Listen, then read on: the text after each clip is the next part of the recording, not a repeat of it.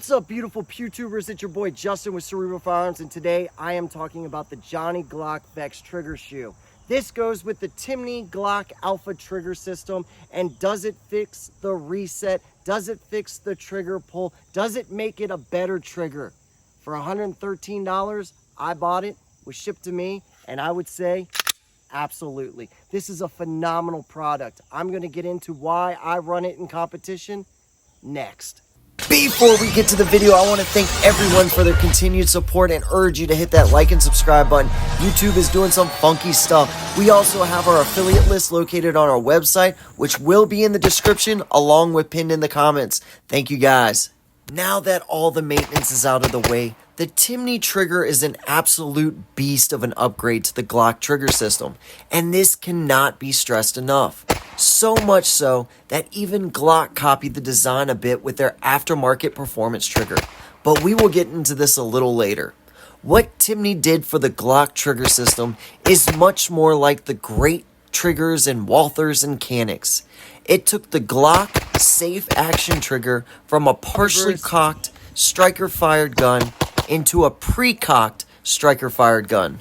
So what does this mean in layman terms? Well, Walther PDP's amazing trigger system is due to the striker always being under a load from the spring, waiting for that trigger to release it so it may slam forward and ignite the ammo. Glocks, on the other hand, have a partially cocked striker. In contrast, the Glock trigger finishes cocking the striker as you engage in the act of pulling the trigger, hence the long travel to the wall and very gritty finish. Although this sounds overly technical, it's revolutionizing in its own way, but seems like a company should have capitalized on this a long time ago. Timney changes the Glock to having a fully cocked striker at all times, but the true feat of all of this is that the trigger kit uses all stock parts in the gun, keeping it as safe as possible while still lowering the pull weight to about 3 pounds on average. This means the trigger is transformed into a very light take-up, firm wall, and a small creep before the break at about 90 degrees. So this means it's perfect, right? Nah. The Timney trigger itself did produce some major disappointments.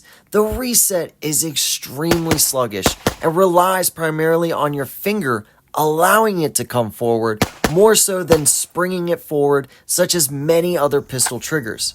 As a competitive shooter, it was okay at first and proved to actually be great during slow fire or controlled type shots, such as those in Steel Challenge or GSSF. The enhanced ergonomics of the trigger shoe made it easier to pull the trigger to the rear and equates to easier and better accuracy, especially for those typically who shoot low left with Glocks. Many people who don't regularly shoot Glocks thoroughly enjoyed shooting mine, but as soon as I needed to up my game at USPSA or during class, I noticed a need to fix the reset as soon as possible. Before we get into the video, I want to thank Nautilus Ammo. They have been a great sponsor of the channel. They've sent us out a bunch of this ammo so that we've been able to modify this Johnny Glock trigger. We greatly appreciate it. Nautilus Ammo, they have a subscription, shipped to your door, 9mm, 124, 300 blackout, 220 grain subsonic, and their 223 is absolutely great. They also have defensive 9mm every month shipped to your door. Check out Nautilus Ammo, guys. My Glock 34 Gen 5 Carry Optics pistol for competition has about 20,000 rounds through her and some additional internal components. I equipped it with the Terran Tactical Grandmaster spring kit, a ghost connector, polished internals, and the Timney trigger. Now this all equates to a near perfect 2-pound trigger pull with a subpar reset that makes me very mad at the end of the day. Well, in order to combat this, I set out to find a way to fix the reset. In my ventures to the holy grail of trigger setups, I ran across Johnny Glock's page. I studied the Glock trigger through his various videos, which I highly recommend to everyone. At first, I purchased the extra strength reset spring, but when that fell flat, I figured I would splurge and buy his Vex trigger shoe for the Timney Glock Alpha trigger. And man, am I glad I did. On paper, I saw this Vex trigger shoe sports a convex profile, reduced width, a longer blade style trigger safety, bilateral trigger safety, stainless steel set screws, and is made from 6061 billet aluminum. You hear that, Bill?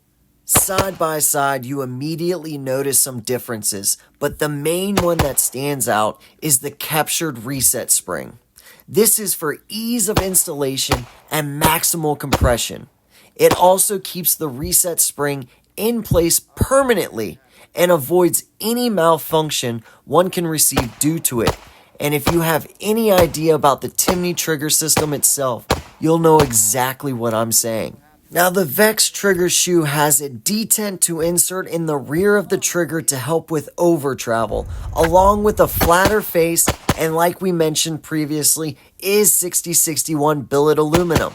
The trigger shoe upgrade also supposedly addresses excessive pre-travel, excessive over-travel, as well as the incredibly long and sluggish reset. Going into this, I was extremely hesitant that a trigger shoe could help give me a more positive and shorter reset. I basically assumed that I had thrown away $100, but boy was I wrong. The trigger shoe came in and was easy to install. It only takes a punch, a hammer, and the Allen key that is included in the package. All that hesitation left the building after my install and upon the first trigger pull. It felt like the unicorn trigger, the one I've been after for so long. Equating it to a hammerfire trigger would be a stretch, but it's closer now than it ever has been.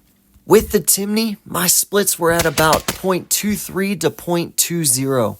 I was looking to shave a bit off of that with this reset, and boy did I. The first thing I noticed with this trigger shoe is that the geometry gives it a far less initial take-up than the Timney shoe.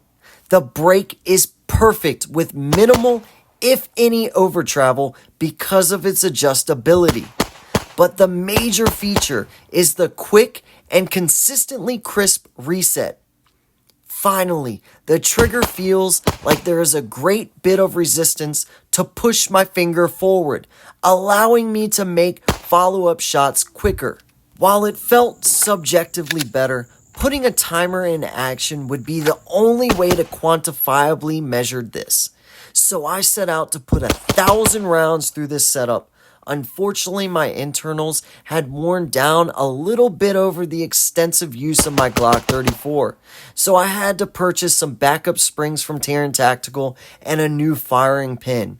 With these installed, it was time to hit the range. Out of the gate, I was able to hit my .20 splits easily and even ran a couple .18 split times. To say I'm effectively happy is an understatement. But was it worth $300 and some change? Well, that depends on what you are using this for.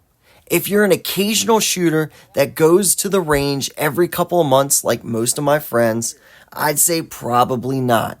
If you challenge yourself at classes, shoot competitively, and want to be a better shooter each day like myself, I'd say hell yes. This trigger is absolutely great, and adding all of the other internal modifications makes it a cheat code for shooting. I've had no issues with this trigger system and only changed out the internal springs and firing pins as preventative maintenance for my Glocks. It's eaten all of the ammo I've thrown at it and keeps wanting more. Now let me know in the comments what you think about Glock triggers and if you have any experiences or thoughts on the Johnny Glock products along with the Timney triggers. Once again, thank you guys for watching. I hope you enjoyed and make sure you hit that like and subscribe button. God bless everybody. Make sure you learn, train, evolve, and protect the Second Amendment, baby.